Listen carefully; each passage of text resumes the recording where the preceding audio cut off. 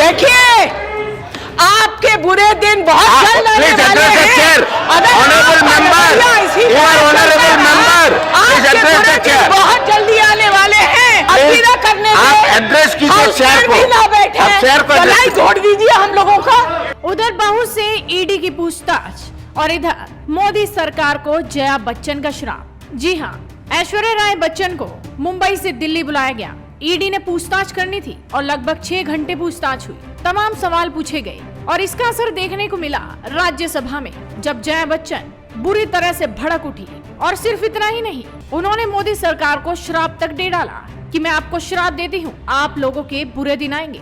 देखिए, आपके बुरे दिन बहुत जल्द आने वाले हैं। Honourable member, you are honourable member, please address the chair. बहुत जल्दी आने वाले हैं। दरअसल पनामा पेपर्स लीक केस को लेकर एक बार फिर से ऐश्वर्या राय बच्चन चर्चा में है। कल ईडी के दिल्ली वाले दफ्तर में एक्ट्रेस को तलब किया गया था, जहां उनसे 6 घंटे तक अधिकारियों ने पूछताछ की। इसके बाद ऐश्वर्या राय ईडी दफ्तर से बाहर निकली तो उन्हें खचाखच भीड़ का सामना करना पड़ा।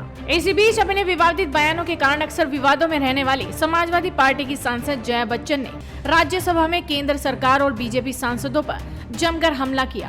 उन्होंने सरकार को बुरे दिनों का श्राप देते हुए बोल दिया कि आप बोलने तो देते नहीं, गला ही घोट दीजिए हमारा। अभी ना करने आप एड्रेस कीजिए चेयर को, आप चेयर को गलाई घोट दीजिए हम लोगों का।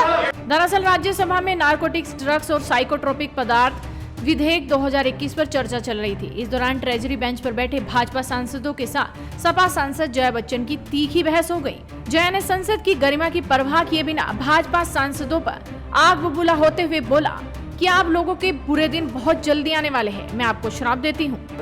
मैं आपको धन्यवाद नहीं देना चाहती हूँ, क्योंकि समझ में नहीं आता कि जब आप इस तरफ से चिल्ला के वेल में जाते थे उस वक्त को याद करूं या आज आप कुर्सी पे बैठे हैं तो उस वक्त को याद करूं। सर, दुख की बात तो यह है, दुख की बात यह है कि ये ऐसा वक्त है जहां बड़े बड़े चीजों। एक minute,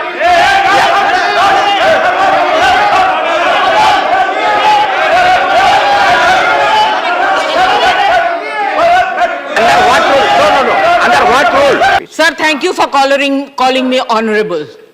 And if you really believe I'm honorable, then listen to me carefully. We want justice. Don't expect justice from there. But can we expect it from you? How are you protecting the members of this house or the 12 members sitting outside? How are you protecting them? Madam, you are going to speak on narcotic bill. I am going to speak. It's not narcotic bill you are saying. To speak. It looks like you are not interested in the bill. Discussions बाकी You are not interested in the narcotics. आप क्यों बोल रहे हैं? मेरा मौका है बोलने का। आपका मौका है बोलने का नारकोटिक्स बिल पर। मुद्दे हैं डिस्कस करने के लिए, और मगर हम लोगों ने 3-4 घंटे दिए क्लेरिकल एरर डिस्कस करने के लिए। What is going on? What is going on? This is terrible. और आप सबसे मैं ये कहना चाहती हूं, आप बीन किसके आगे बजा रहे हैं? आप लोग बीन किसके आगे बजा रहे हैं?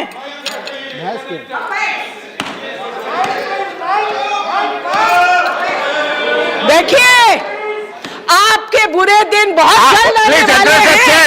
Honourable member, you are honourable member, please address the chair. बहुत जल्दी आने वाले हैं। अगर आपके अंदर इतनी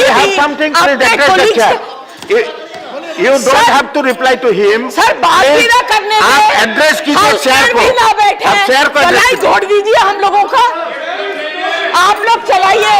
क्या बोल रहे हैं आप? What are you saying?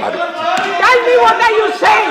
Have the courage to stand up and speak and make such nasty remarks. I think you are not What are you interested. saying? I think you are not interested. I am calling the next member. ये जो बोल गए ये आप रखेंगे? I think ये जो अभी बोल के गए वो आप रखेंगे?